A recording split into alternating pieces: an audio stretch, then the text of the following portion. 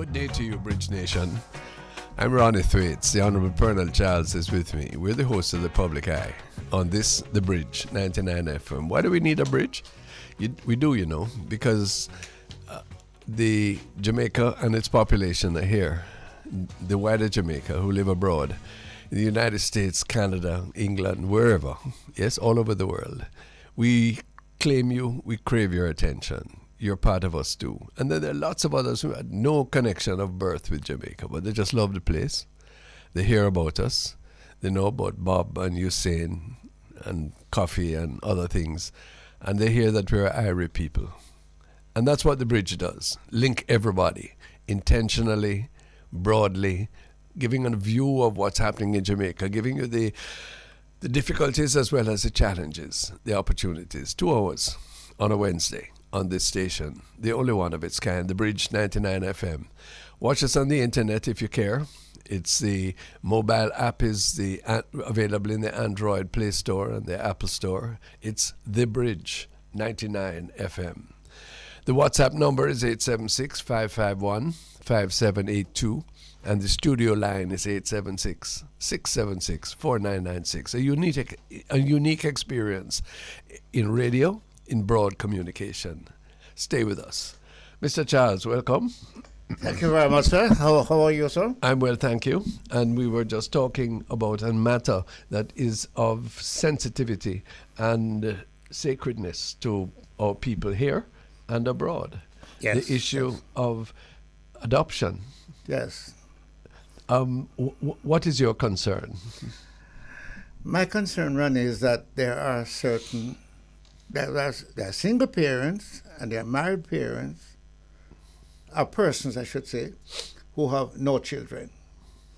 And they would love to have a child of their own, either by adoption or otherwise. Those in the diaspora come home on vacation and to some beautiful family that don't have anybody taking care of them. And they would love to take care of them. But our adoption policy in Jamaica has frustrated hundreds of them. And I know because I was at the Ministry of Labor when they come crying. Do I tell you about an experience I had? Tell me. A woman came into my office. I don't recall what she came about, but she had a beautiful girl, 1920. And I said, how are you? And she told me that this is her adopted daughter. And happily, everybody sat down. And when she was leaving, I said, my secretary, I have a message for you. And I told the secretary to ask her to come back without her adopted daughter. And when she came back, I said, who is that girl? How she resemble you? So, Mr. Charles, is my adopted daughter. I see her, and people say she favor me, you know. And people say, them think it's mine, but it's adoption. I said, tell her something. Do me a favor. Do not ever tell anybody that she's your adopted daughter. She is your daughter. She said, you sure I can say that? But she's your daughter. You have legally taken her from the state and say, you will take care of her as your own. She's your daughter. She said, Mr. Charles, may I get in trouble, you know? You can't get... Anyhow, when she went downstairs, she and her adopted daughter, somebody said hello and must have asked her, who is this? She said, oh, this is my daughter. The daughter looked at her. First time. Wait. As she said, Mommy, what did you say a while ago? My daughter. And when she reached home, she said, listen, you remember I went back inside? Minister Charles said, if I ever tell anybody that you are adopted, he will kill me. You are my daughter. She said that it has changed the relationship, the warmth, the hugs, just the expression. Isn't that wonderful? It's running. So I felt so good when she said. So what do we need to do? Well, what we need to do, we know there's an adoption board. An adoption and I would law. I would like you to invite the top of the somebody from the adoption board, Yes. to explain to us Yes. why so many of our Jamaican people and others Yes. who come to Jamaica Yes. and would love to have a child, Yes. to help, to send to school, Yes. to bring up, but it takes them years of frustration and quarrel and all sorts of things. They come to, some spend thousands of dollars in going and going and going and going and going, and it still cannot tell the child become big. And they would love to get a child that grow up with them. And Let me share something with you. yeah, The first public office that I was asked to fill when I came back from university was to be chairman of the adoption board. what? Yes, long ago. Oh, And I too was concerned about the very intricate procedures that you have to go through. I ought to tell you that my wife and I are adoptive parents. We adopted a son, although we have many of our own. We adopted a son who needed a home, and we also have raised several other children, although not legally adopted as that son is. And it is a blessing to be able to do so. It involves a great deal of sacrifice, and it can be difficult, yes. but it is worth it, particularly if you are childless. But in any event, if you can bring someone who is outside of it and need it into your circle of love, that's wonderful. Let me tell you some of the concerns.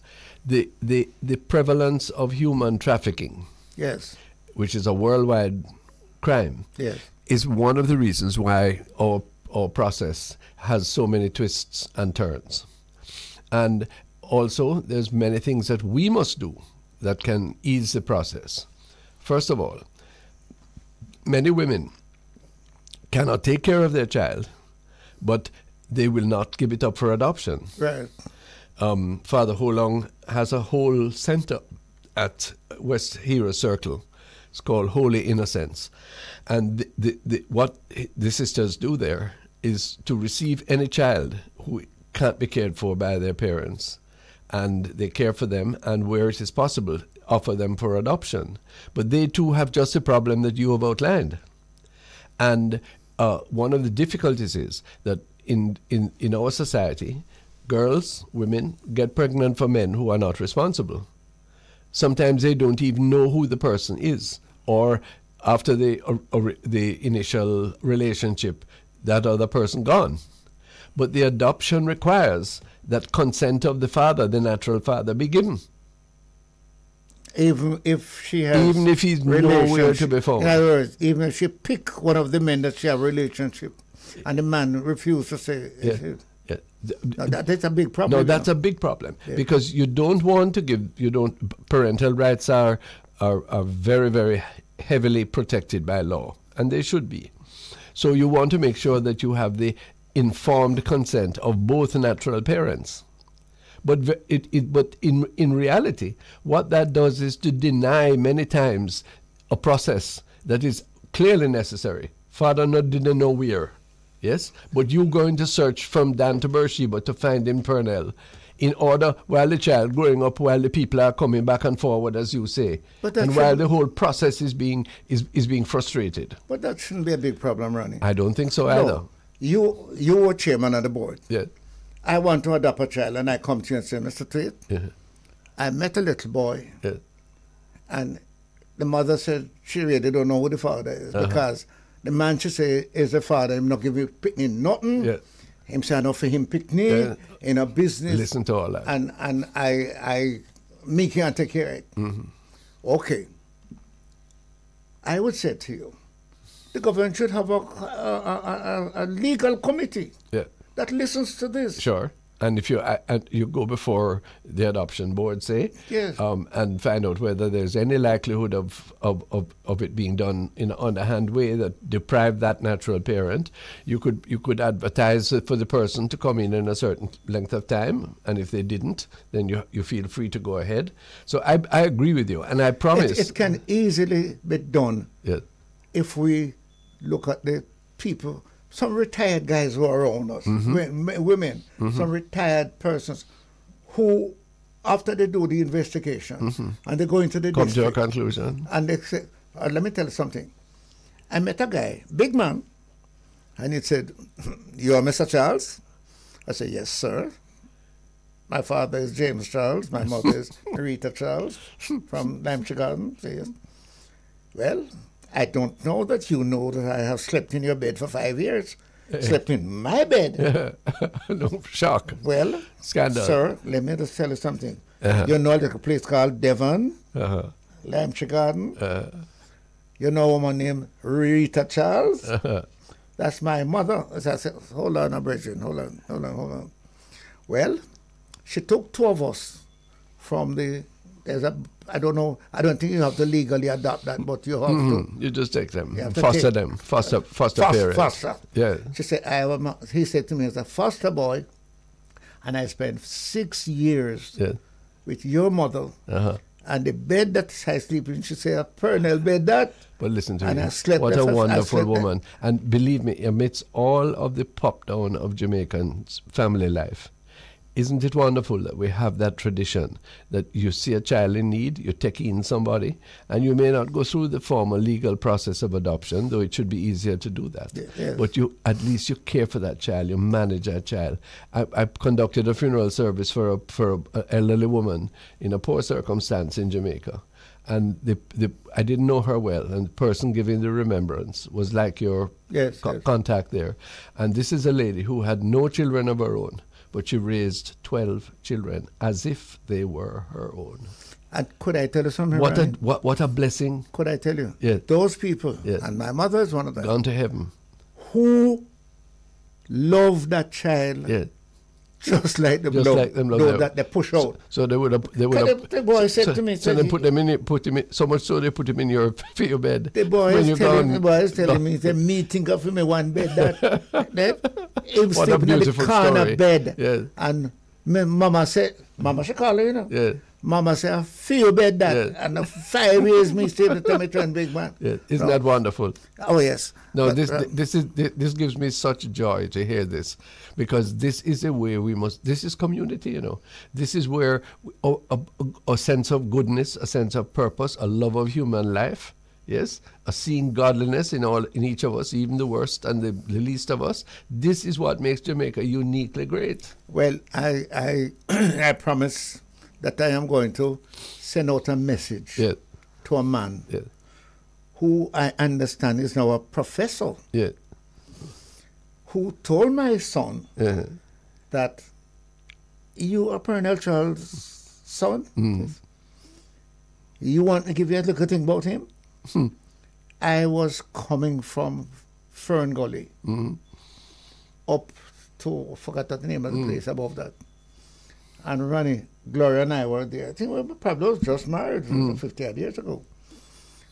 And I saw something in the road like a goat, you know, in the dark when she can call it goat and dog, or they went up. And she said, hold on, that's not a goat, that's not a dog, reverse. It was a man, a boy. And she jumped out, she's a nurse. She jumped out, turned him over, do all her feeling. So me said, Lord, what is this now? My name said, we lick him, you know. She said, that's not important. Guy was still breathing. She said, he needs to go to a hospital right away. I said, well, put him in. She said, no, turn around. St. Anne's Bay Hospital is closer than Spanish Town.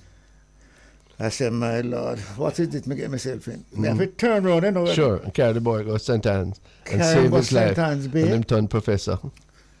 I don't see the guy since that. Yes. So my son is telling me Meet that him. he met this guy, and the guy is saying, your father and your mother saved my life, and I'm here to, and if he's listening, I want him to come on. You want to meet him? Yeah, man, I want to come Of on course. dinner with us, man. You know? Yes. Well, these are the things that lift us up in the midst of all of our difficulties. Thank you for that story. And yes, we will get somebody from the adoption board to explain to people abroad how they can go about it, how they can avoid the risk or the suspicion of human trafficking, and how more of our children, who unfortunately, many of whom do not have adequate home situations, can be assisted. There's another element to it. I don't want to spoil the story. But sometimes, in my experience, when a child is identified, when parents are willing, and suddenly somebody said to the mother, Yes. "Boy, you give away a picnic. Yes. It's $100,000 you forget." Well, why you bring up that? You know one of my story. There's a lady came into my office and was MP, and she's crying. What are you crying for now? My husband is abroad and want to take the picnic from me, and it's all I have. And him not coming back to Jamaica and can't take me to abroad. I said, hold on. So let me ask you a question. You can send him to school? Well, don't you help him, mister? You think say, I'm going to be here all the while? You think I can help you all the while? No, what else? Him send clothes. I said, listen, take my foolish advice. I'm instructing you. When he comes next month for the child, give up his passport, hug him up, and say, make sure he can talk to me every week or a month. She came back running within the 6 months, crying. That's what I'm hear from him. So, Mr. Charles, every week I hear from him. Course. And guess what? See, look here, he send me money. Lovely. The boy, father give him money, and him send $5 out of it to the mother. To the mother. And so I must tell you, there are some good things in Jamaica. They are. That's wonderful. Right? But on the adoption thing, I think I have some suggestions. You have been through it. I have been through it. And I tell you, every time I think about these retired judges, particularly the women, there's a Judge Smith. I don't know if you ever met her at Harvard. She retired now? Yes. Ronnie, I went to Harvard Street to hear her try about 4 boys. And believe me, I felt she was trying my brothers. She was not a judge, a wicked judge. She was a mother to these boys. And when she don't lecture them, and she's not letting them go, She's sending them out, but they are at a place where they have to report. And isn't that the way to do it? And isn't that the goodness that we are forfeiting in many cases? But let me tell you something. It is the goodness of the Jamaican. I mean, I am not prejudiced against man and woman, but let me tell you, there are some women out there. But of course. There are some mothers out there. But they do so. Hold on, let me ask you one, because I told you this already and you didn't understand it. Have you ever really gone to a country where a woman don't have no antibiotics given picnic, and then giving him cold bush, and the nose still yellow and run out, and she put her mouth on it and draw out all the cold out of the nose? Have you ever seen that? No. Well, I have seen it on many occasions. Those mothers draw it out with their mouth and spit it out, and the child is relieved. And then but you see, we have to balance it.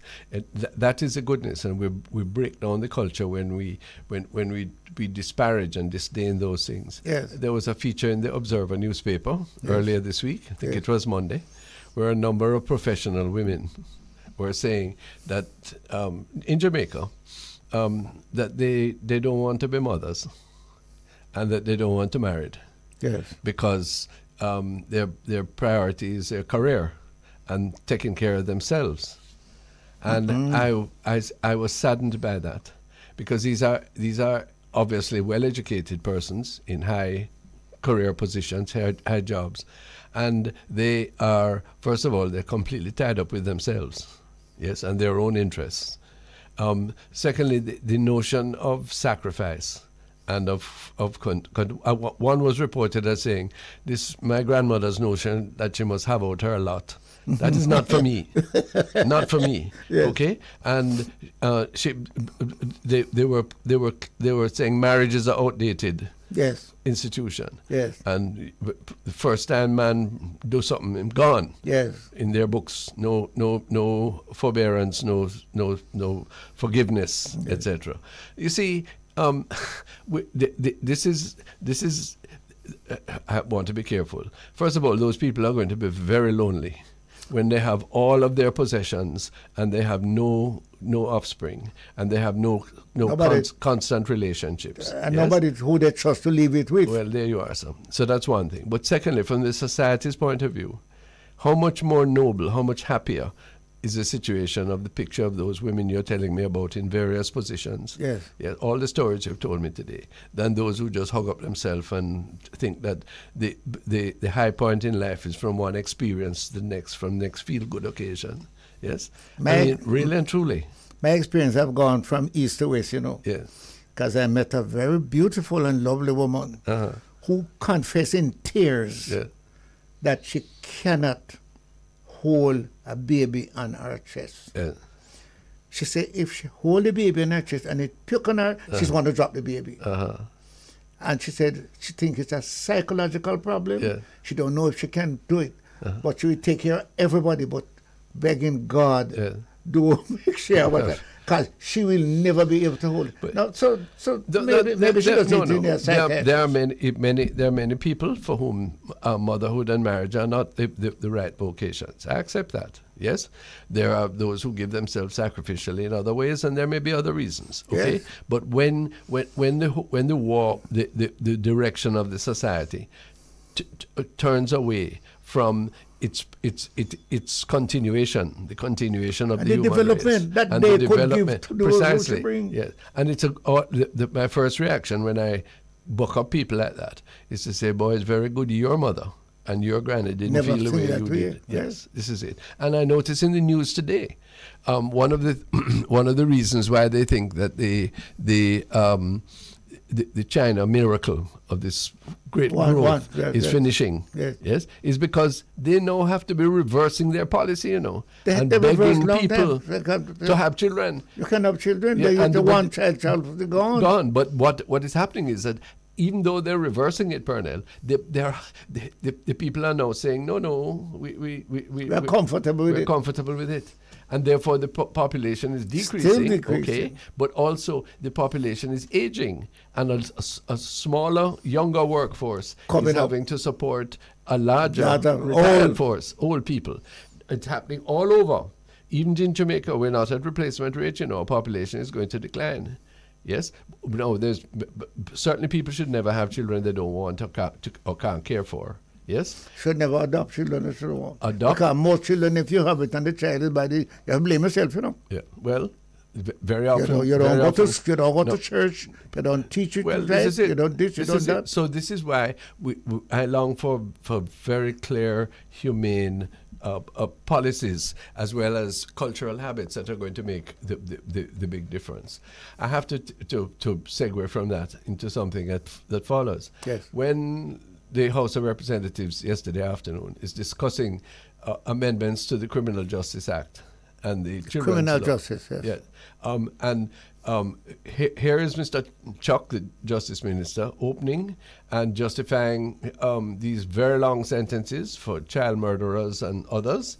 You know my position on that, but even so, this is what is going forward. You have somebody like Mr. Montague, the chairman of the Jamaica Labour Party, himself a former Minister of National Security, telling Chuck, according to the Gleaner report this morning, that unless you're prepared to hang them, yes, you're not getting anywhere. No. This and apparently continuing to say this, even opening his microphone in defiance of the speaker. How dare him? Yes, and carrying on this hang them, or you're not saying nothing. Well, oh my goodness! I denounce that. I'm not going to disappoint you, but I'm going to say it this way. Yeah. There's a large section of Jamaica who have that belief, and it's wrong, and it's completely contrary to all of the direction that we have been talking about since 12 o'clock today. Not only the religious section, no, but the other section but of being able to discuss and come to reasoning points and leadership. No, but we're going to talk about that with Howard Mitchell in a moment. But what is your view of humanity? What is your conception of the value of human life? Now, in cases of murder, whoever commits it, you have outraged and devalued human life by taking it. There has to be punishment. There has to be stern punishment. But if you are going to think that you are going to cure murder by hanging more people, you really fly in the face of 21 centuries of history. Ronnie, you know my feeling on that. What a terrible thing for this man to say. I don't think you're talking about young people. No, we're talking about certainly those. And I mean, in the midst of severe increases of the penalties for murder, which the government thinks is necessary, which is totally wrong. But even in that, in your opinion, but statistics, science. Where's the science of it? It doesn't work. We read the history of the last 20th century. It does not work. It is not working. Yeah, but Ronnie, what do you do about those who continue to kill women and children and old clearly people, you rape them, throw them over gullies beg for your pardon, to sir. eat it? Beg your pardon, sir.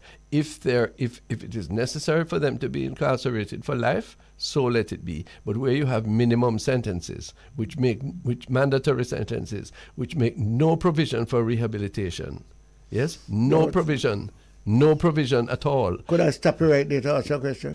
Why should we have prisons without rehabilitation process in it? We should not. Why should a man who hungry thief a man yam and catch him? Yeah. He was hungry, you know. Yeah. And break a bread case and thief out a bread. Yeah. Probably if he wasn't hungry, he would not have broken the bread case. Well, or stolen it. So why should you now put him in jail? So he was a hungry man. But we do. Thief a yam, and he gone to jail now and suffer. Yeah. So there has to be an intermediary process. Yes. To deal with a man or woman like that. Well, now you're talking my language, or rather, I respectfully agree with your position. But then one day we're really going to discuss criminal justice. But in the meanwhile, Mr. Montague should really consider his own humanity and what he says. And I don't. No, be careful what I say. Yeah, be careful because a lot of people think the way Montague think. That doesn't. And a lot think the way me and you think. No, that doesn't bother me at all. Okay. Yes, you want him in the leadership position to do. Exactly. What is the standard of leadership in this country? Let's take a break on the Public Eye. This is the Bridge 99 FM. When we come back, Howard Mitchell, public commentator, notable business person, man of human feelings, former president of the PSOJ, joins us to talk about leadership and life in Jamdown today. Soon come. We talk straight about Jamaica and its prospects. We believe in this country. We believe in this people. Colonel Charles Sr. and myself on the bridge. This is the Public Eye. Welcome, Howard Mitchell. Hi, sir. How are you doing? I'm very well, thank you. Good. Mr. Mitchell. You're acquainted with my co-host? Who, the chief then? let me ask you, do you listen to Ronnie and myself? He's a busy man. Did you listen? I'm not sure I hear you. Did you listen to us this morning? No, sir, I didn't. I had a matter out at the airport. I'm sorry you didn't, because I wanted to get an independent evaluation of our presentation on adoption. He will give us that. I thank you for the recognition that I'm independent. A lot of people don't understand that. Well, this is it. How can it be? Howard Mitchell, we were talking about leadership, and you recently addressed the question of leadership when you were delivering the Samuel Carter Memorial Lecture. You seem to believe that, first of all, we're not educating for leadership well enough, and that maybe some of us who have been catapulted to leadership are let down the side. How do you see it? I do think that Jamaica over the years has not been blessed with the type of leadership all the time that we have needed consistently. Right? And I say that because we have had some leadership, and it's not just the political spectrum that I'm talking about. I'm talking about generally. We have had leadership that has lost sight of the commitment that it should have to the country. And that's the first criteria. And we've also had leadership that has been lacking in integrity. And we've had leadership that has not understood its role in the relationship between itself and our people. So I genuinely do think that there is room for improvement in our leadership, and there is room for improvement in how we nurture and care for and have relationships with our leaders and our followers. You made a point at that lecture that leadership is very related to what you call followership. What did you mean? I mean that, and it's not an original view, I mean that a leader is only as good and as effective as his followers support him to be. Look, if Purnell didn't have people who believe in him and followed him, he would have had nowhere near the impact he had.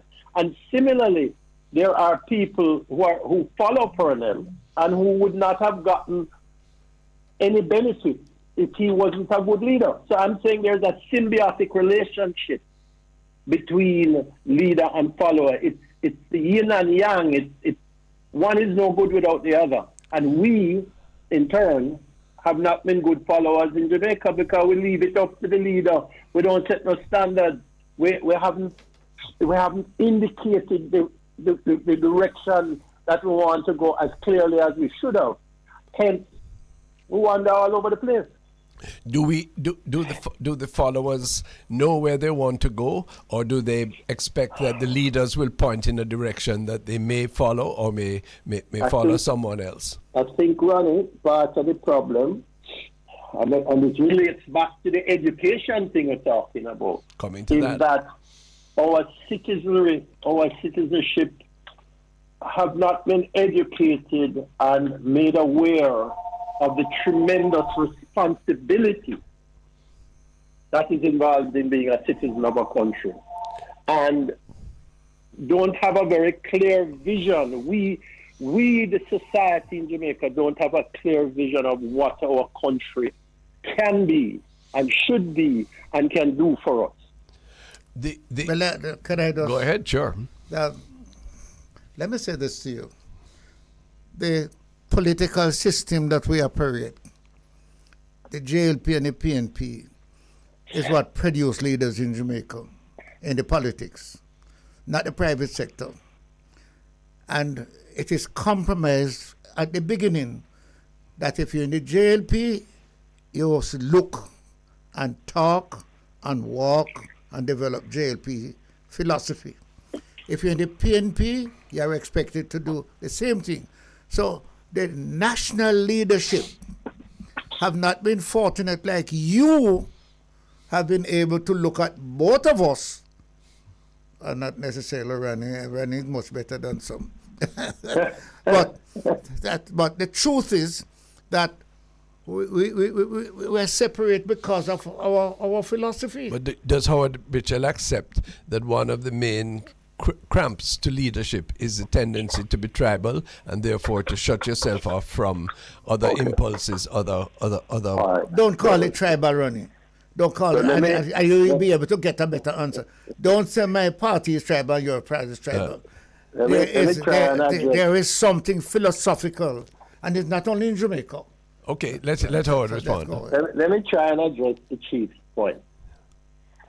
Purnell, I think that you're quite correct that political leadership historically in Jamaica comes from the two dominant parties and is driven by, I'm not sure the word is philosophy, but certainly by the beliefs and the ideals that these two parties have, because of recent times I don't think we can exalt what they are saying to our philosophy, but the point is taken. So it comes out of the political parties, and I think you will admit it also comes out of the relationship between the two political parties, whether you call it tribal or not. And in that, I am submitting that we have had a weakness because the leadership coming from the two parties is distracted and is not focused on the main mission, which is for the country, not for the party, for the country. And I think sometimes the maintenance of power and the urge and the drive and the ambition to keep the party in power causes a detriment to the country. But then, and the followership, let me just make the point. The followership is distracted and weakened by this division and loses sight of the standards that they must keep the leaders to, which is standards which benefit the country, not the party alone. But Howard Mitchell, you seemed in your lecture, despite pointing out all of that, you still seem to think that the present system, the present structures of political leadership and leadership in other spheres of Jamaican society can be modified to produce the goods. What is the basis for such confidence? I don't think you could describe it as confidence. I think you could describe it as desperate hope. As what? Desperate hope. You see, look, I don't know. Let me just say something very personal. I have access to 3 countries. And I don't want to live in the other 2. I want to live here. I want my children to grow up here. I want my grandchildren to grow up here. I come out of the dirt of this country. Yes.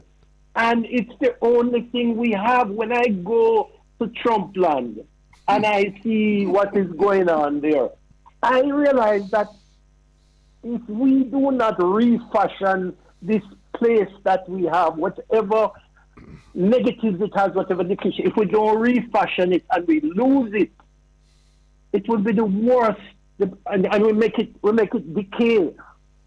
It's the worst legacy we could leave to our children. They will curse us. Yes.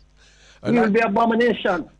One of the reasons that Colonel Charles and myself do this program, which is particularly designed for the diaspora, is because out of the experience of heavy involvement in both political parties, we now realize that while there is benefit and purpose in doing that, one needs to go way beyond it. There is a nationalist cause that goes beyond JLP and PNP. Precisely. Ronnie, you think it is time for you to tell the public that you and I, during you being in the PNP as socialists, I've been in the JLP described as a capitalist, that we were talking about a new Jamaica? Yes. I mean, you think that I think people would believe that we used to meet and say, is there going to be a Jamaica where capitalists and socialists has an ideal that is nationalist, that covers good point, Jamaica? Chief. Yes. Good point, Chief. Let me try and put my little contribution to that. I feel that over the decades, we have ceased to educate our children to, if you wish to use the word, indoctrinate our people to the national commitment to the country, first of all. We love Jamaica, and when football come with we are Jamaicans, and when track come, we are Jamaicans. But I think that there is a core of belief and commitment and love that we have to nurture into our children, and that's why I'm so hot on this civics thing and teaching the Constitution at primary school, and teaching the human rights at primary school, and teaching what it is to be a Jamaican, and teaching it as a part of the curriculum, not just making people pick up some idea of it as they go along. Because that is what can make us successful. Mr. Mitchell, let me just tell you something, and I've told my colleague here. I have a son who is one of the top attorneys. At least he went to some good schools. He went lastly to Washington, one of the big school, and got a master's. My daughter is a dental surgeon. And what they get per year, they could make it per month. So I said to Pernell, how you get into this? You know what they turned to me and tell me the told Daddy, you are the cause of it. But I said, but I didn't have a profession that I go to school and come out. You made a profession, and you made a noble profession. I took years to develop that. Sure, but Howard Mitchell, the key thing is if you have a first past the post system, as we're about to exercise again for the local government elections and a general election not too far beyond. If you have that, if you continue that, the allure of power is going to keep on dividing us, and less and less of us, because the electorate, the participating electorate is declining. But at the same time, the system embeds the very problem that you are identifying and that we're all experiencing. How you see and it? that is why we mustn't take these constitutional things so lightly. Yes. As we do. And that's why we mustn't tinker with a thing that is so important, because it will blow up in your face. Yes. And that is why we cannot go and say we are going to change something that the majority of our people are not acquainted with. Yes. I keep saying it. I have a tertiary education, yes, right? And I have been around for 73 years, and I'm not sure what the implications of declaring Jamaica to be a republic are. I'm not sure, honest to God. Yes. Mr. Mitchell, let me ask you a question.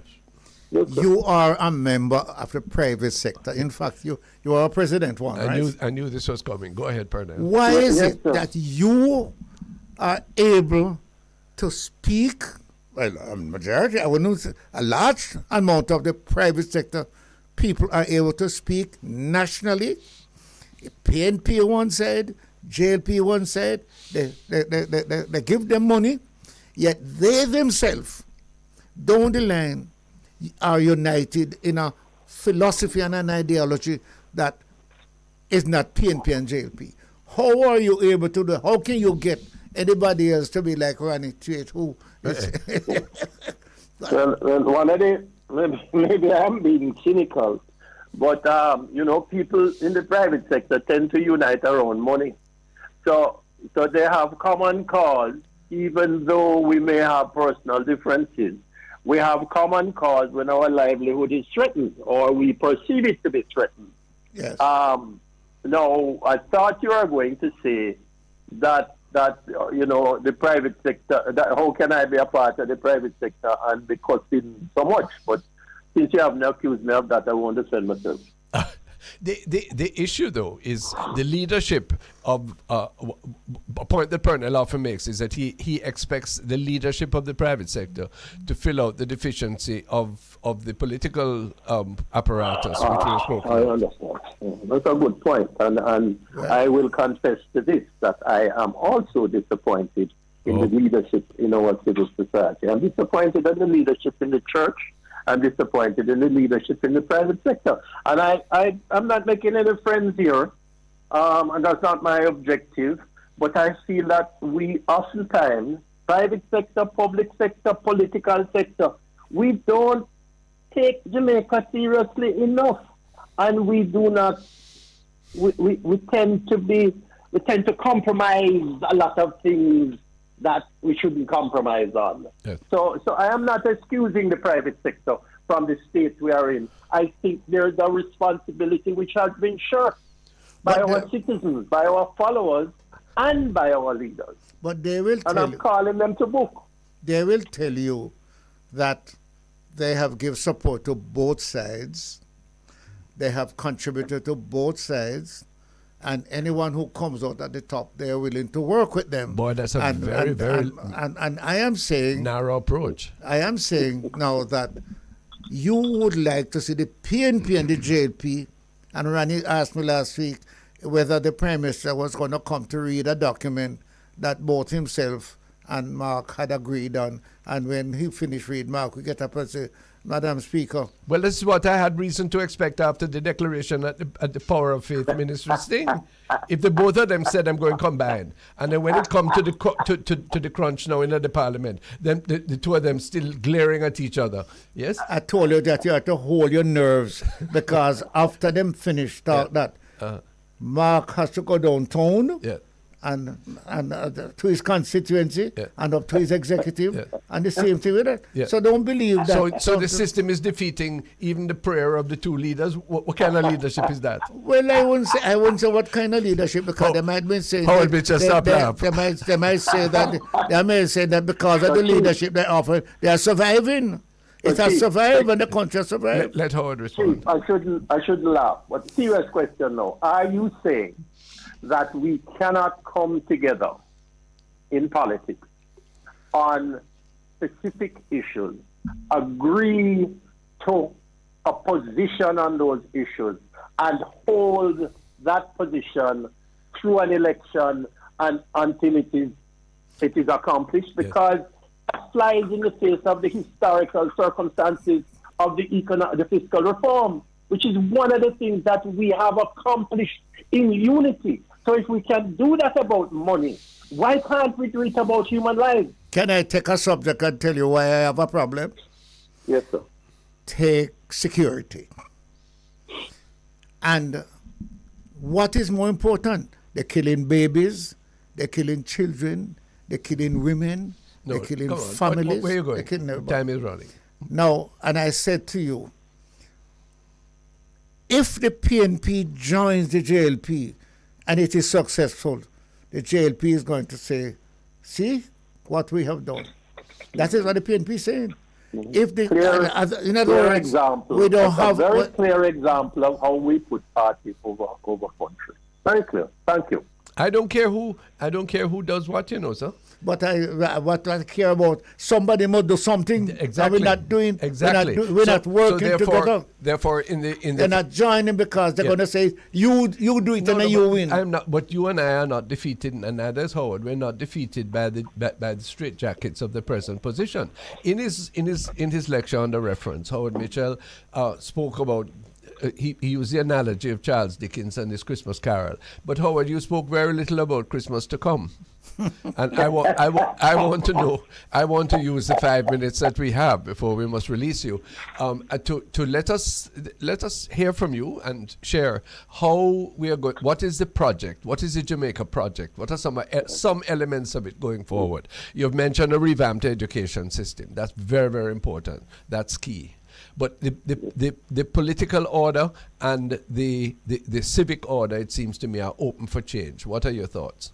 The Christmas to come will be extremely dismal, will be hell, if we do not come together on a consensus of how we treat the educational transformation that is needed. Yes. If we do not come together on a set of steps to be taken as has been outlaid with the consent of both parties in the CMOC deliberations resulting from the memorandum of understanding with civil society and both parties. That's a crime management oversight right, the crime committee. Management oversight committee. Yes, Lord, if we do not follow through on that and follow through on the legislative reforms that have to be taken and the resources that have to be given to the police force and to the justice system, if we do not do that, and if we continue to allow the society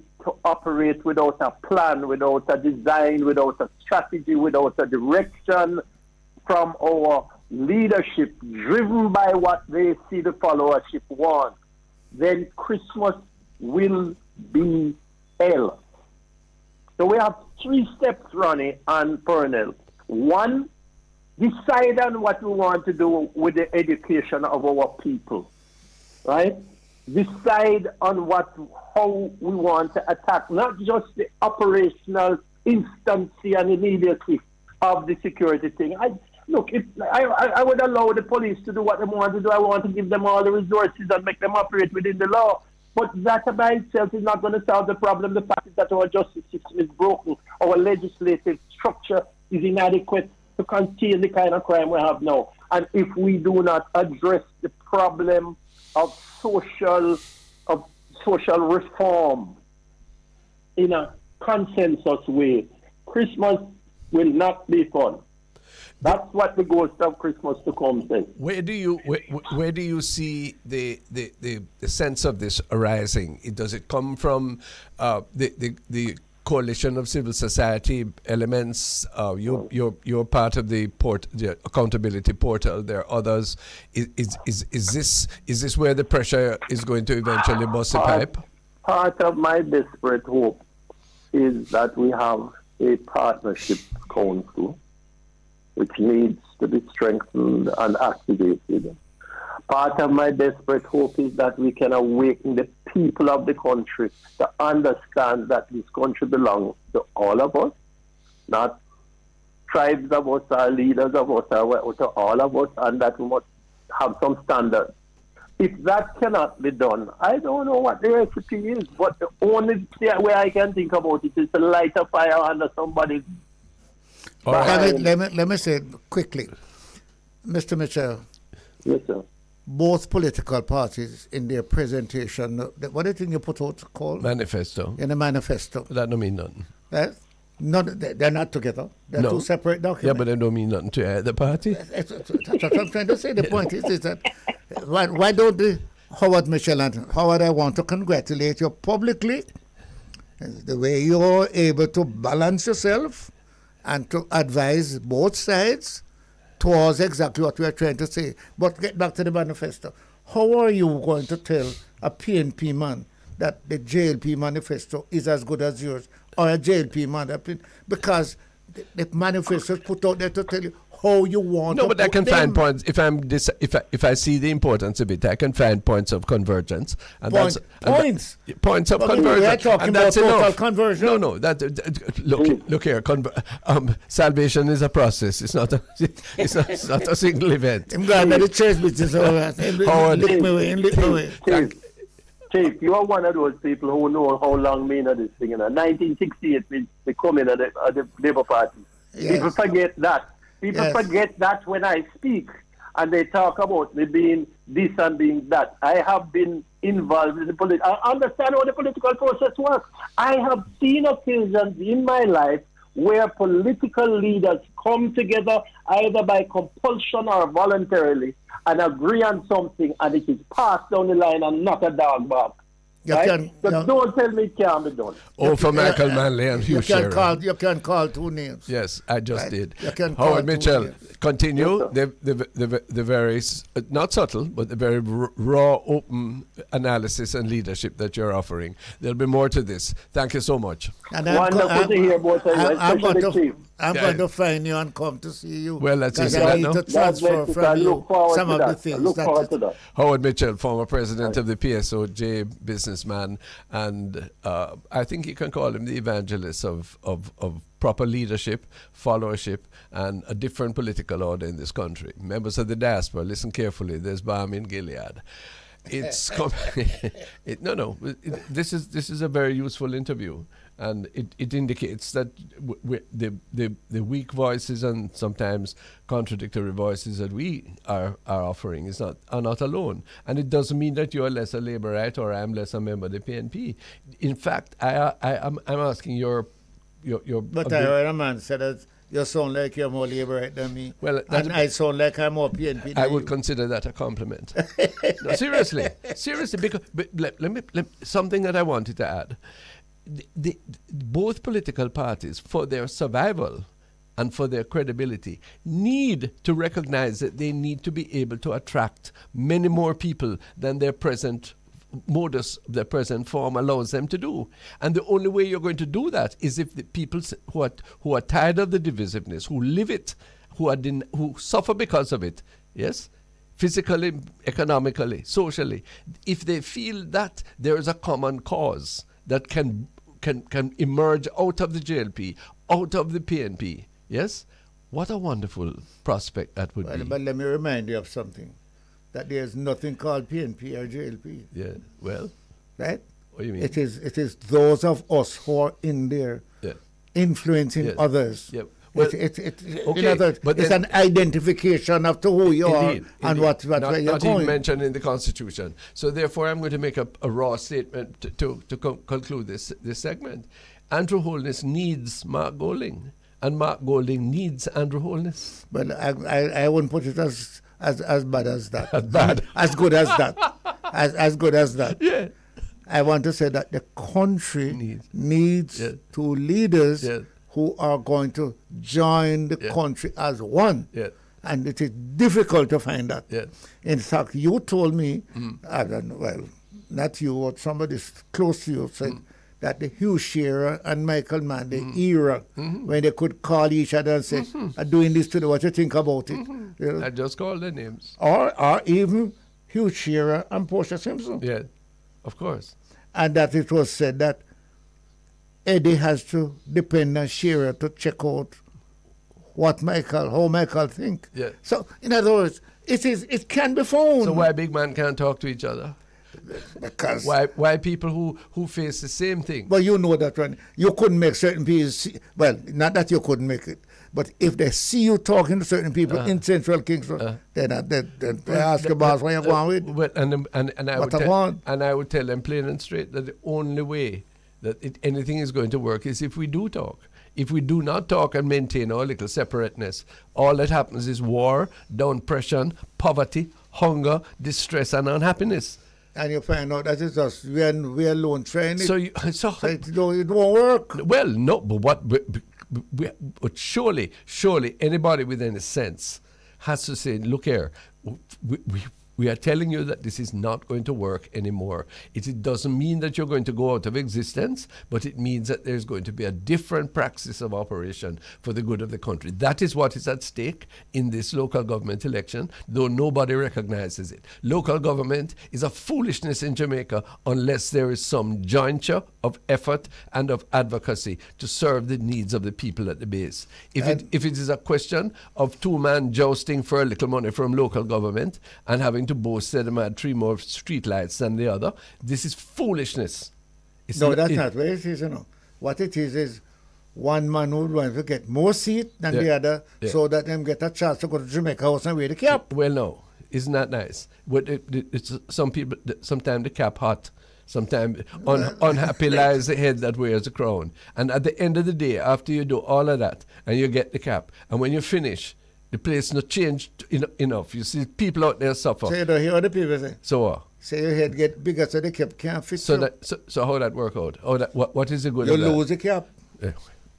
You lose other things. This is a Public Eye on the Bridge 99 FM. Good interview with Howard Mitchell. More to come. Thanks for being with us on the Public Eye. This is a Bridge 99 FM. At about 1:15, we'll be talking with Mr. Andre Gooden, who is the Group Business Development Manager for the Jamaica Stock Exchange. They're having this important conference on regional investments and capital markets. Next week, we'll be there, but we want to tell you about it so that you can fit in as well. Mr. Charles, I'm concerned, we must try and avoid setting each other's teeth on edge. Now, the proposal of the government is to transform Portmore into a parish. Yes. Yes. Okay. The process may be open to discussion as to whether there's been enough consideration, consultation. Mr. Warmington gets up on a platform broadcast by television to say that when we do this will mean that the JLP will control Portmore. Words to that effect. Yes, so let me ask you before you go any further. Why didn't you say what I said on that platform? Why didn't you say what other people say? Why you all take what Warmington say to mean all of us, the rest of us? No, I'm not, let me finish. It has become. Let me finish. Of course, because he said it, and he's a very powerful minister of government, a full minister of government. First, secondly, no, the Prime Minister gets up and says, no, nothing like that. Up to yesterday, when he's at Spanish Town, nothing. Who could be so foolish as to think that we are in the business of manipulating boundaries in order to win elections? Isn't that answer to Warmington? No, it is a contradiction to Warmington. It's not an answer. What we need of him is to say, Mr. Warmington misspoke. That is not his position, as set out, is not the position of the Jamaica Labour Party. So if Mr. Prime Minister don't say it the way you want him to say it, you don't accept it? He said something different. But don't you accept that when he said... It is not a stupidness for him for him as he articulated it, when his full minister said that. But he's saying that the minister said foolishness. No, but if he said that it's foolishness. I see that as a contradiction, and you know what? I want my Prime Minister, whoever he is, whatever side he's from, I want him to represent something different to that. Listen, I am not going to object to you because I think you're such a nice guy, you know? You're such a nice person. No, don't personalize it. We're talking about principle. And the thing you wear around your neck is make you much more Christian. No. But I am telling you that what the Prime Minister said... So what is the position then?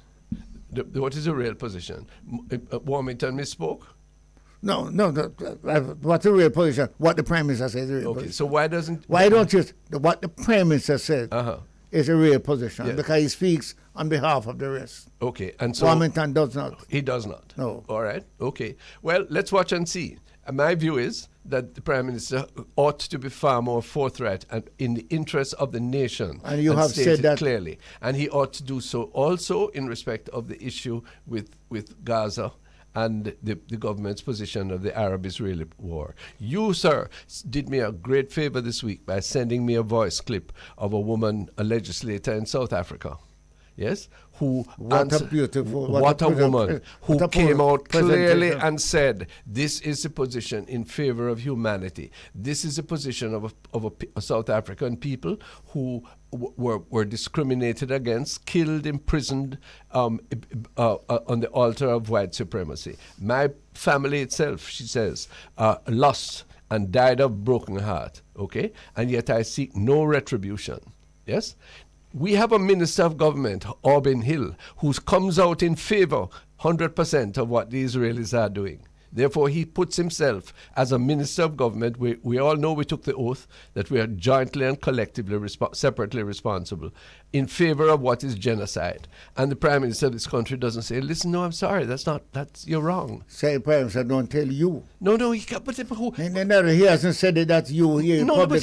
There's no basis for secrecy. We want to know what the government stands for. The same way how Mr. Hill made his presentation. You want the Prime Minister's position to No, I insist. I absolutely insist. The Foreign Minister and the Prime Minister must say, no, this is not our position.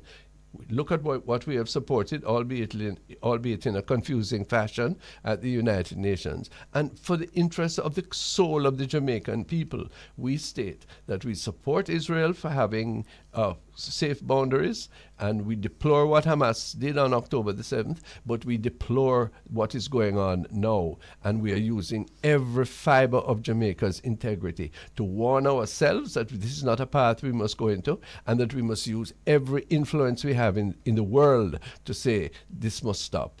I want that to be the case. Do I tell the public that you're just reading a document that we both wrote? Well, I'm so happy. Tell the public, because that is exactly how we must live. And that means that when we make a mistake or say something or go rogue in whatever circumstance, whether it's Warmington or Hill or whoever, yes, what we must do is correct ourselves and decide what is for the better of the country. It's not a personal thing that I go and feel shame, or Prime Minister know that that so and so going to cuss him if him say so and so, because we know that happens.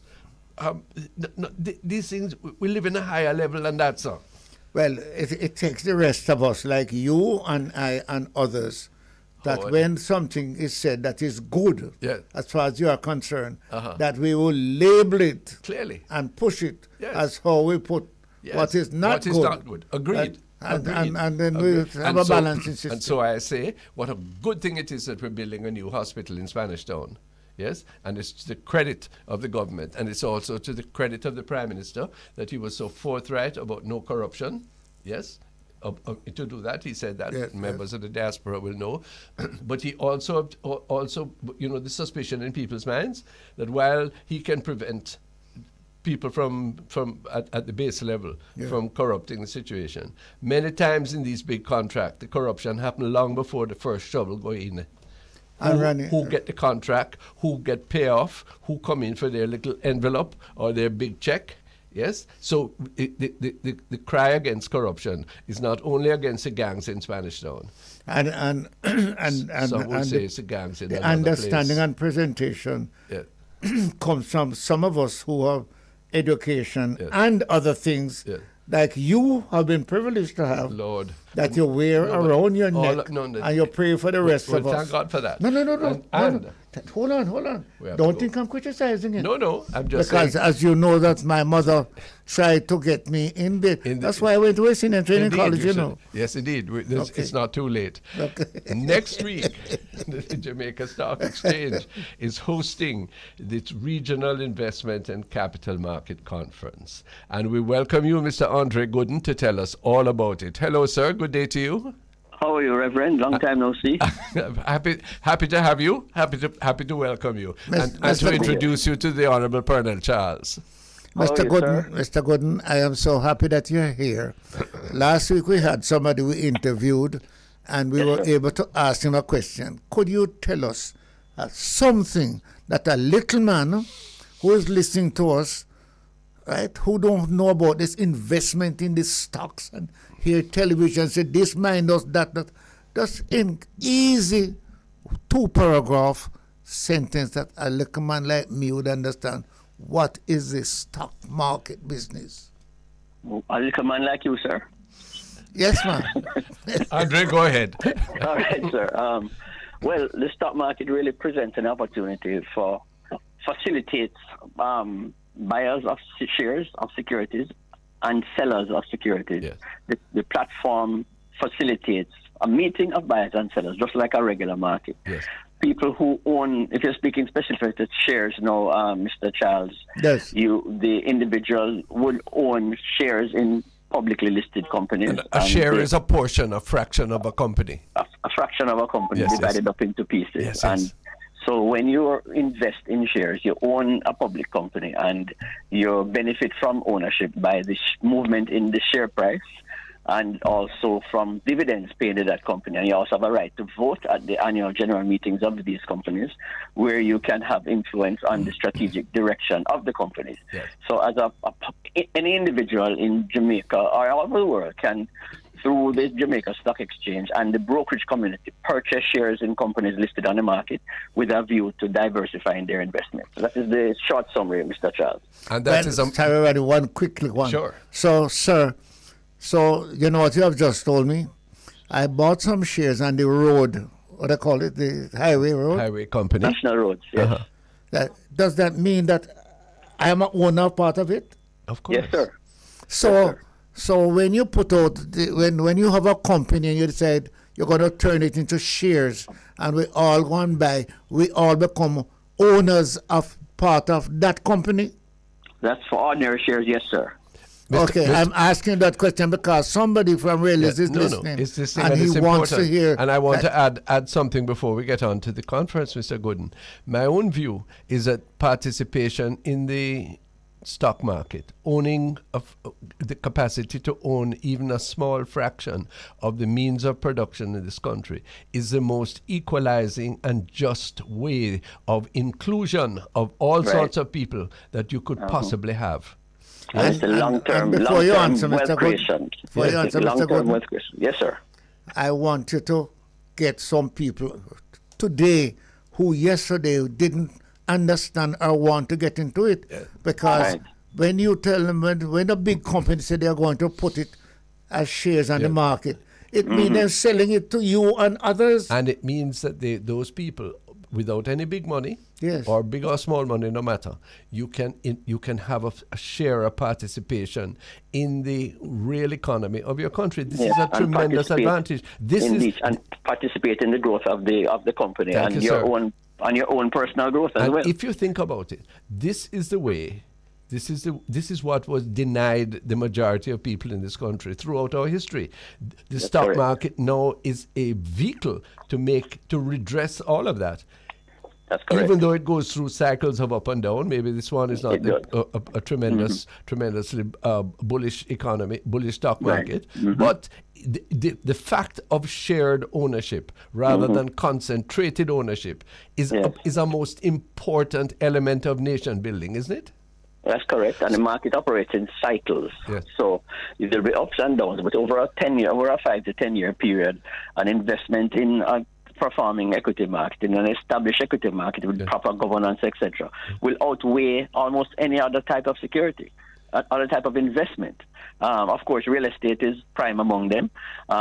But if you have shares and you buy them and you keep them and you continue to invest in them consistently, it is very, very likely that you're going to create wealth way beyond putting the money in a savings account. And that goes without saying in almost any economy.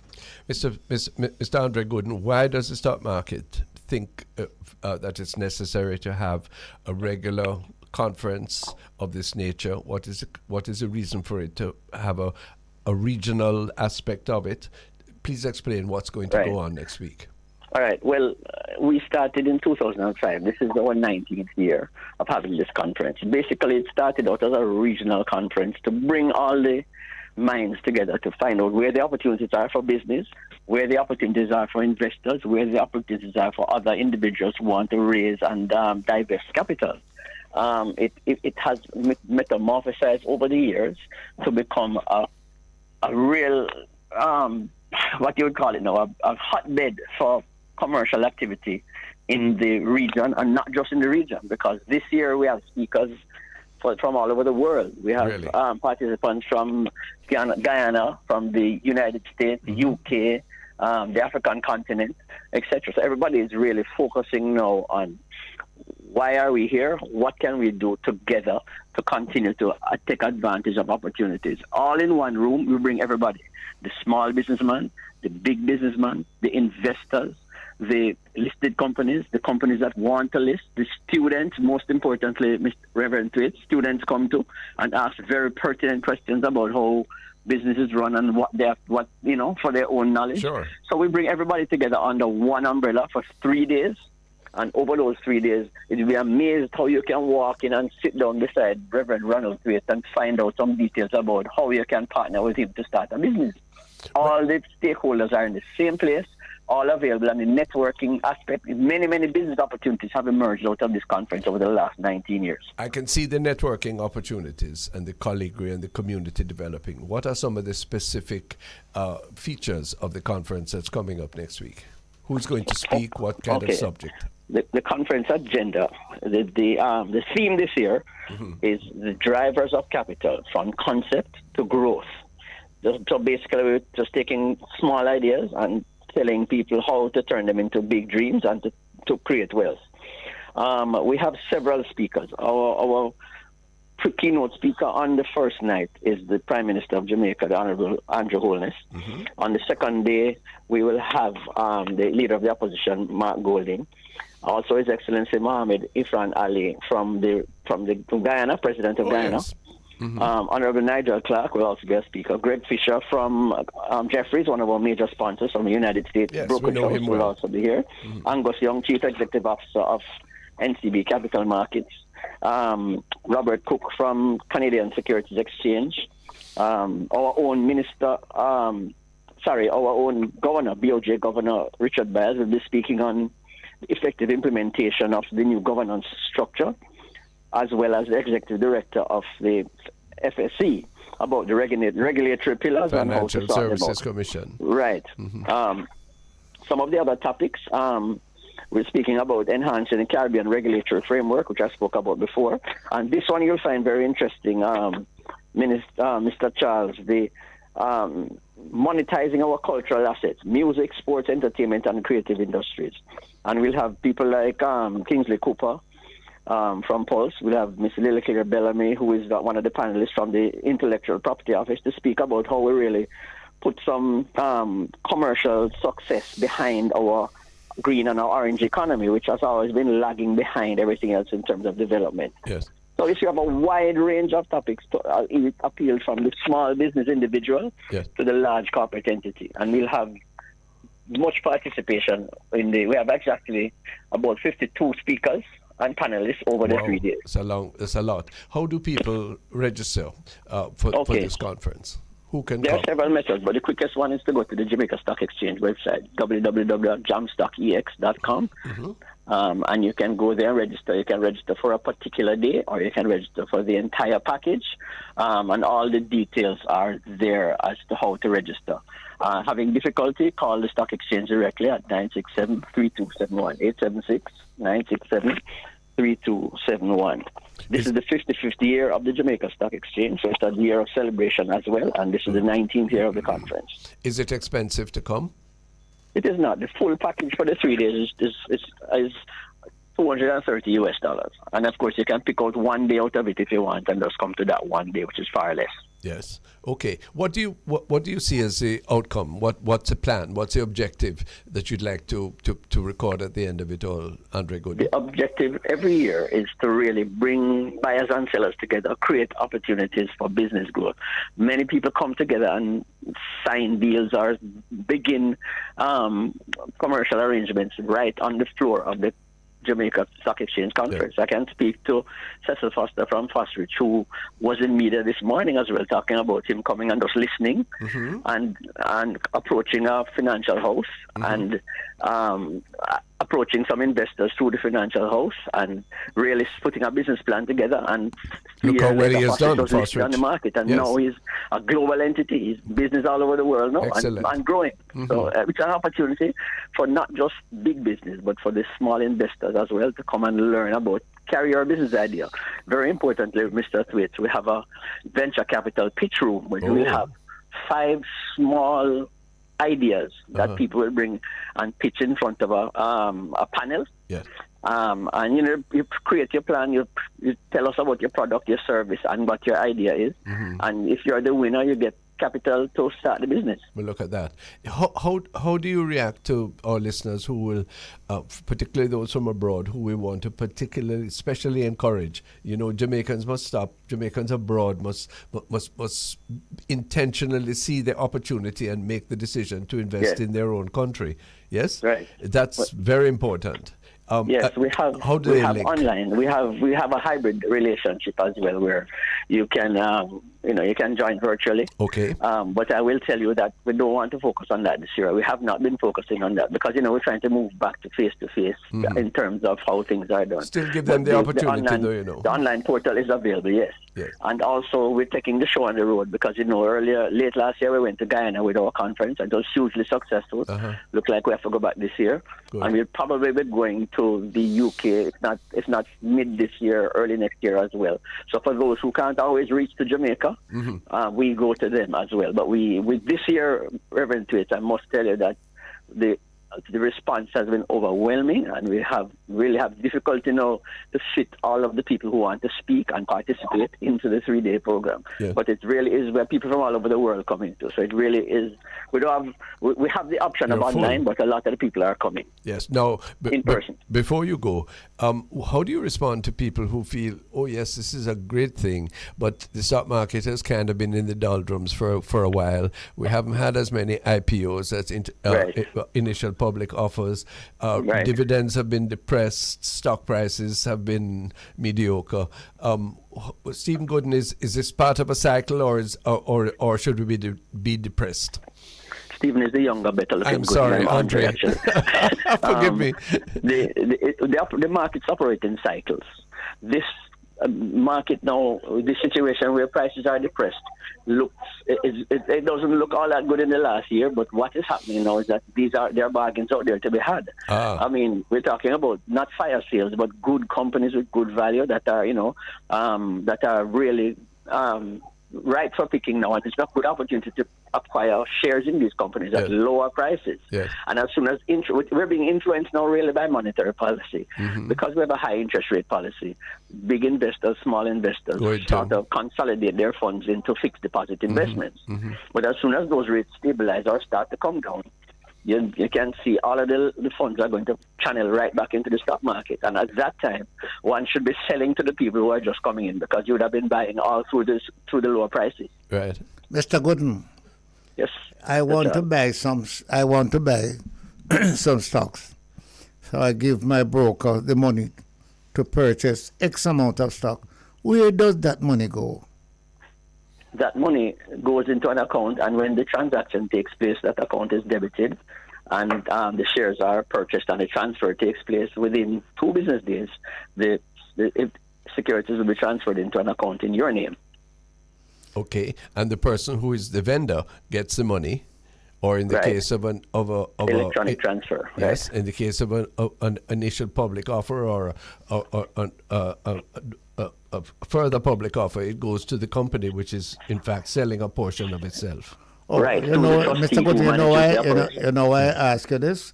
Because there are some of us who don't understand the stock situation, and they believe that when they buy stocks, that money go to a person. Yes. No, it And doesn't. what they have, they don't know that what they have is their money are part that their investment in it, and that money can go up or down. Yes. Well, That's correct. you've cleared it up. Andre Gooden, we look forward to being with you next week on the Public Eye at the conference, and grateful for That's your right. very clear explanations of how the conference is going to configure and also how the stock exchange itself works. We're grateful to you. Thank you, gentlemen, Thanks and look again. forward to seeing you next A week. pleasure. Okay, Andre good. Gooden, Group Business Development Manager at the Jamaica Stock Exchange. I continue, as we're going to take a break, but I continue to say that if more and more ordinary people in Jamaica are given the opportunity and take it up the opportunity to invest in the stock market, you take off the rough edges of capitalism and its concentration on those with big money, and you give the small man a chance to invest and to benefit from that. This is very important. Yeah, but then you also have to explain That it goes up that and it down. is money they're investing in. Yeah. In other words, when company X Yes. say that they are going to sell their company to the world, Yeah. and you buy some stocks, you have now bought something in that Sure. original now, so that the owners of that company, what do they get? How do they get their money? Because they own shares. Oh, so they put in They won't sell the whole company. they put in a portion. of shares, Yeah. and whether it go up or Up or down, down. they They get. depend on that, just as you And do. that is one of the things that you need to Indeed. explain. And it is Because- important that you invite us to drill down the meanings as you have. This is the Public Eye on the Bridge 99 FM. We soon come back. Thanks for being with us on the Public Eye. This is the Bridge 99 FM. The Honourable Colonel Charles and myself, look what we've done today. Talked about leadership, talking about reform of the basic constitutional order in Jamaica with Howard Mitchell, wise commentator, former retired president of the private sector organization of Jamaica, and corporate executive, man of letters, and also looking at the opportunities for investment in Jamaica with Andre Gooden, Group Business Development Manager of the Jamaica Stock Exchange. They're having their big conference next week. Pernell and I hope to be there on Wednesday for the Public Eye. Before we return to those things, though, there's something else I wanted your support for. The television last night, television news, featured a 105-year-old gentleman. That's the one who say he clean his. An accountant, retired accountant. Yes. And he has an account with National Commercial Bank. And he over the last several months, he has been scammed $6 million. And the report was that the bank says they're still investigating how this could have happened, and that they offered to give him some portion of it back, but only if he signs a paper that says that this will be the end of it and there will be no legal action on his behalf against the bank or anything. We're going to talk about the principle and how it works with the banks and their customers. Yes. But I'm just begging National Commercial Bank, the largest banking institution in Jamaica, I'm asking you to join me. Yes? A very rich institution, a very prudent institution. Give the man back his money, all of it, right now. 105 years old, and you lose your life savings, through no fault of your own. Is it like a savings book him have because him can't work the ATM machine and him can't do anything. Go in there once a month and $6 million they take away from him. The man says he's losing his feeling for life. What NCB needs are negotiators like us, because we need to show them how they could use that situation and attract a lot of people. Of course. The man is 105. Yeah. What time he started to work with NCB to make up that money. And what NCB So is going to do for him. Because if I hear that NCB is going to do something for this man because of his age and that, this and that, I feel much more confident to put my money in there. Certainly, I rate them. And they could make several millions. Whereas if they don't do it, then the reverse is you just said it. Yes. The reverse is going to take place. But this goes to the heart, not only of the predatory sense that the public of Jamaica have about financial institutions, that they're really not fair to them with the fees and stuff. The Fitz-Jackson issue that we've discussed on this program several times. But it goes to the heart of how we treat each other, No, I tell you better than that. It goes beyond the heart into some artery, because it's only some people get that sort of behavior from the banks. From things. There are some people they're privileged because of position in life, family, and there are some old people, 105. Not out him in the country, have him look a book, never have no man check him thing for him. No clout. No have anybody go through his returns to see that it is all right. No, but it's so important. You're saying it right. But you see, if we have a high regard for each person's humanity, and particularly for those who are vulnerable, like the older people, like the challenged people, like people who are troubled or whatever their challenge is, then we are godly people. But how can this institution, given this happen, it should have cleared up the next day. It no need no long investigation. If I know him, take it out. Yes, if I know him or somebody for him, take the money out. It must be within your system. You have to get back to him. You can't make him lose. Put it an easier way, Ronnie. Really? Easier way. If you're guaranteed to Mr. 105 that, look here, we don't know what's happened, we're investigating, but we are covering you. You have no problem with that. What a salvation but that's a negotiating point. Yes. And then you use that as an advertisement, because all old people like me would say, boy, if I go to NCB... We would like to let you know that an unfortunate incident, which we don't know yet the cause of, took place with Mr. So-and-so's account, and he appeared to lose it. But we, as an honorable institution, are covering him while we do all of this stuff. Tell you... that is worth 3 times the money you're giving back to him in advertising and goodwill. No, but because, although I said it a while ago, right?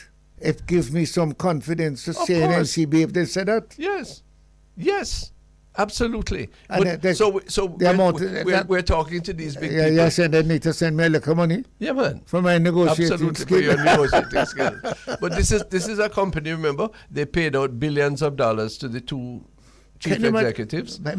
Trillions. Well, it was really billions. But if billions? Sorry. 1,000 millions. Million, billion, trillion. No? Oh, sorry. Yes. But we don't grudge those people at all.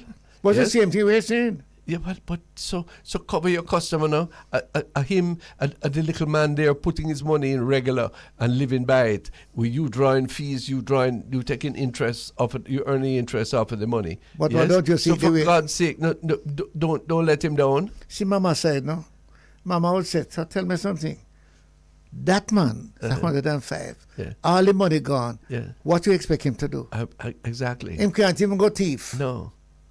I'm just going to sit down there and suffer and dead. Suffer and dead. Oh my God, that you want? Or you and I know if we go look for him and give him Yes. handout. Yes. Which when he has prepared for his... It's yes, because at precisely. 105, if he have 5 million, he prepared for his Yes, years. sir. As he said last night on the television, is out of that money, he must to be get buried. Fancy that. Can you imagine that? And he do have something like 83,000 them left in the thing.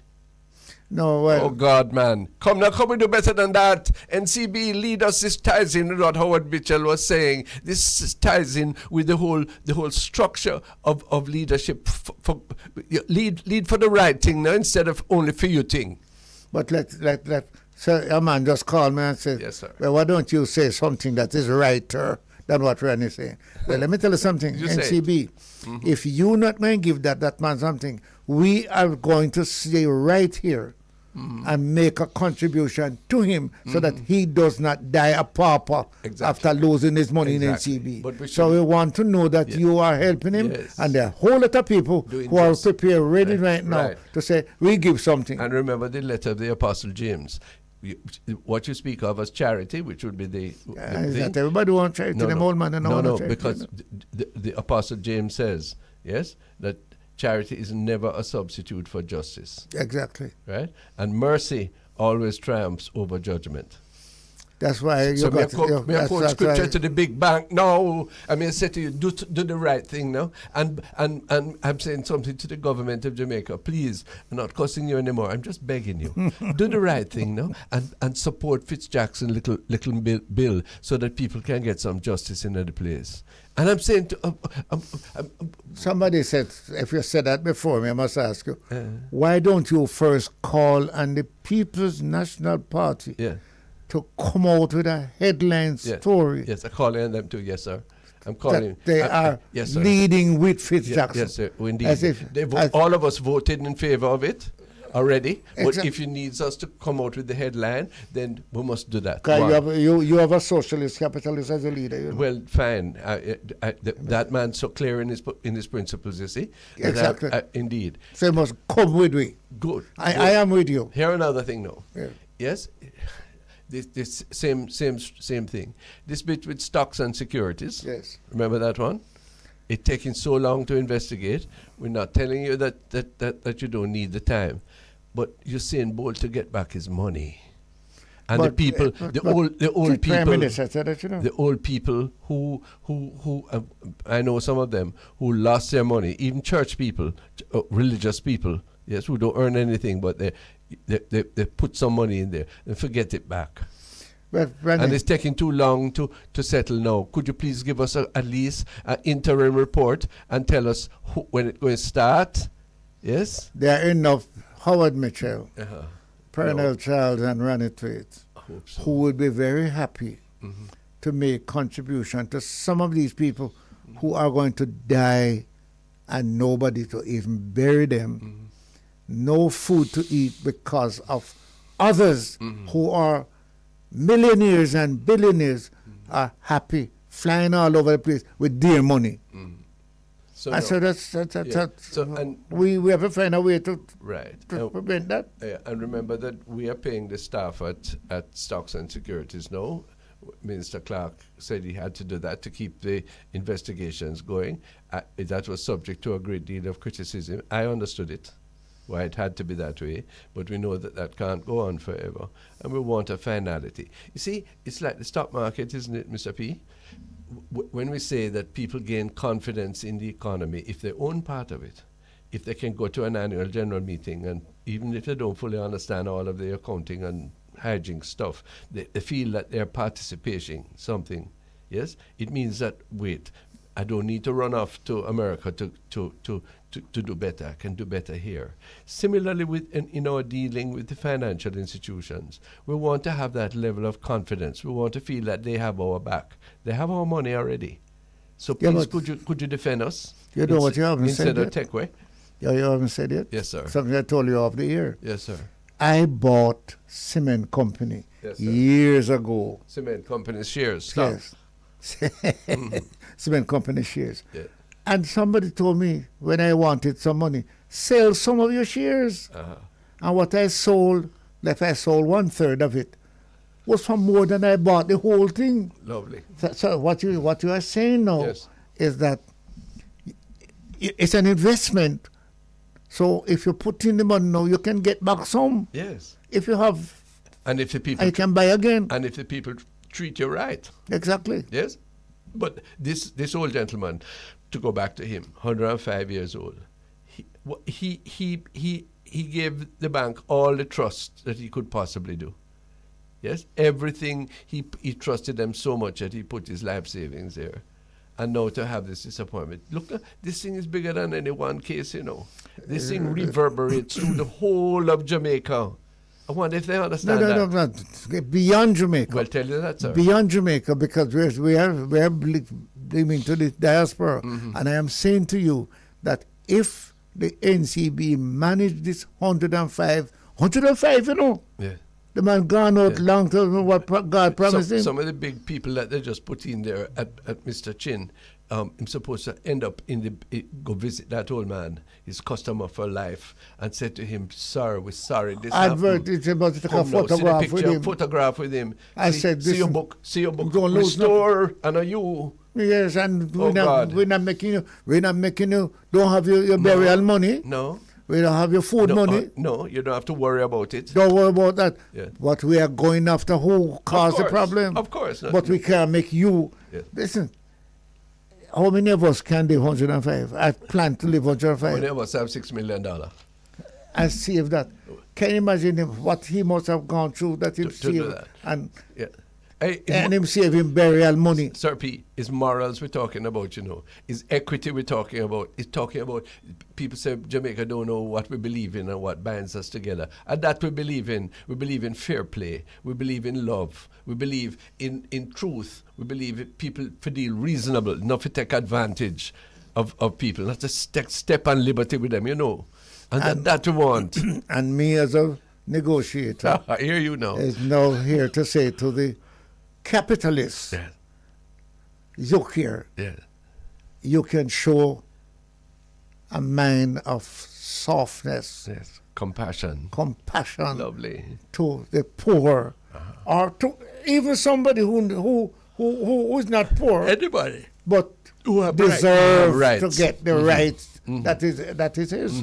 Because I don't think you understand, as far as I'm concerned, what NCB could exploit out of this 105 man who save with them maybe a long time, maybe can get his interest, and they are not going to make that customer fret and die. But we're going after how it went. But even if they have to take a little from me, Yeah. I am prepared to Well, contribute to God it. bless you. I believe charity is the ultimate good, but it shouldn't come to that. No. All right, so that's a firm principle that we, Yeah, man, to St. Charles, set out. Yes. Tell me when the local government going to call. Oh, you didn't know? No? Oh, man. The Prime Minister is going to announce it.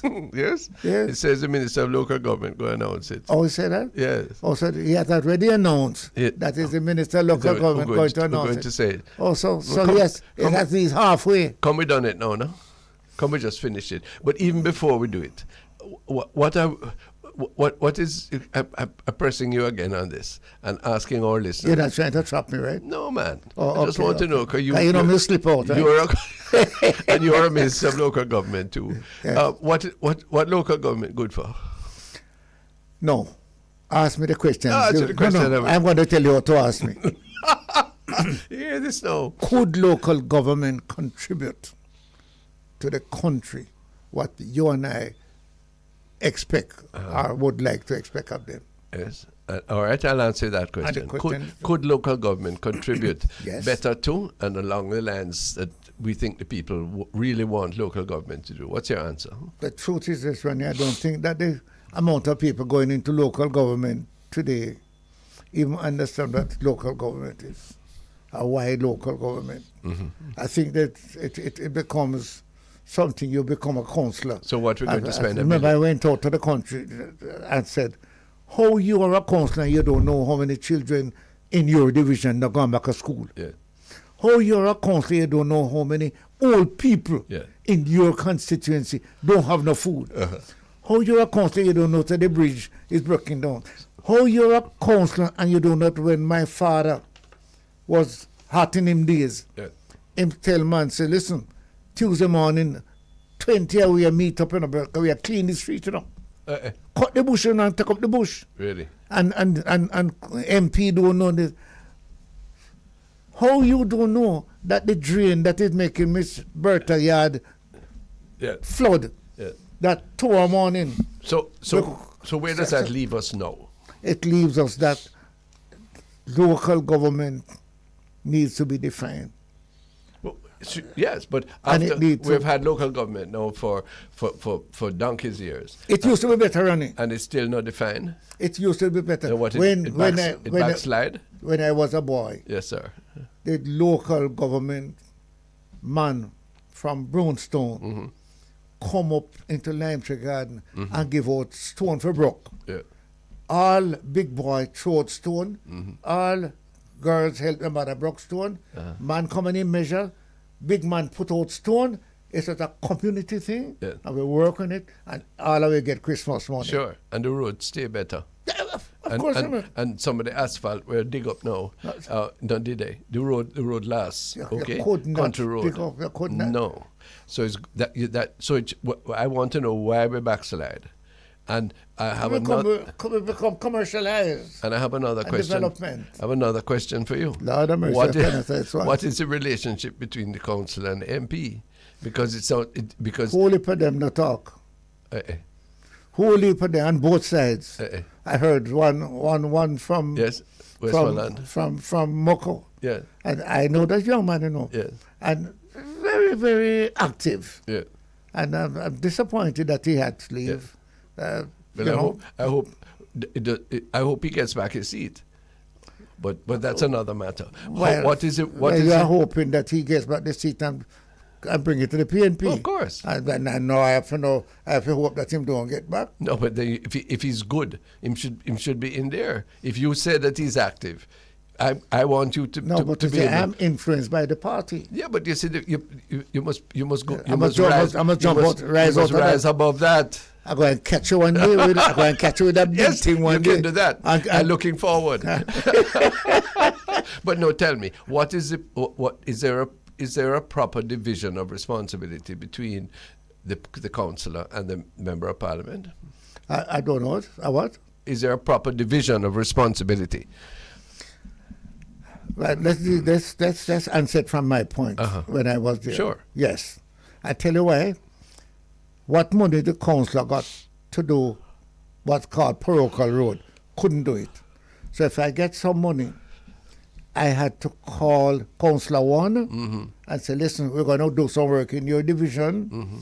So we're not going on government road. We're going to the bushes where the farmers, donkey can carry hamper because bush knock it off. You know that me, but you're a town man, so you don't understand that. I know about that, sir. But you understand that, right? Come from East Rural. So the point is this, that the separation is obvious out there in performance, but I don't think in documentation it is working. Well, my view is that we need to make that clear, because what particularly now, since the money is bigger.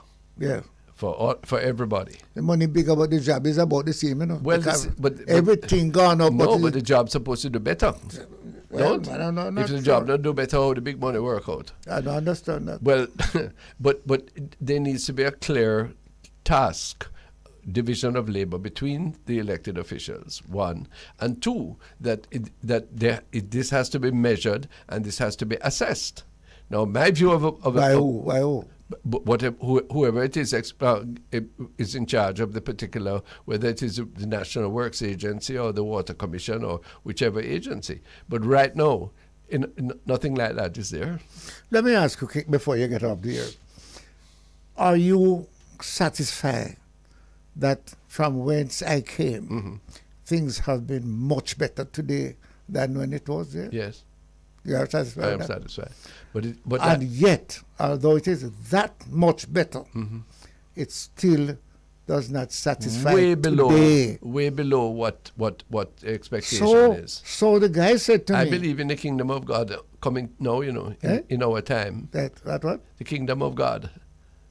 Yes. The flourishing of humankind is a project not for the future, but it's for now. I'm an Adventist, you know. But it look like you're talking like Mama.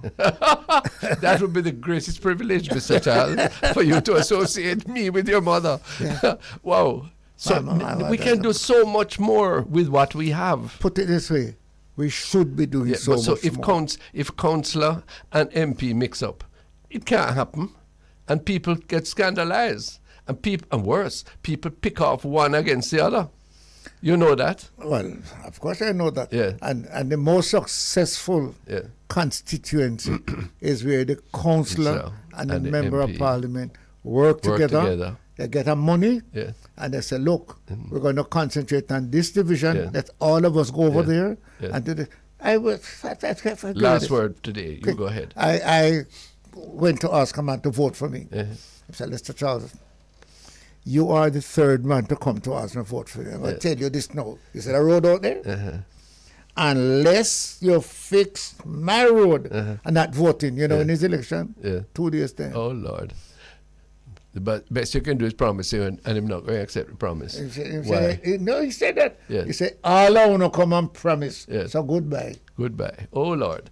Never mind. We don't end on a note of depression at all. You see, all that we say and all that we do, it bespeaks the truth and gives us the corrective for good prospect for the future, because we believe in Jamaica and we encourage you to do the same. All our listeners, anywhere and everywhere, as we give you thanks for today's program. And to you, Jeff, and all the people at the Bridge 99 FM. Until next week, when we join you at the Regional Conference and Capital Markets Conference of the Jamaica Stock Exchange at the Pegasus, Colonel Charles and myself bidding you goodbye and good fortune.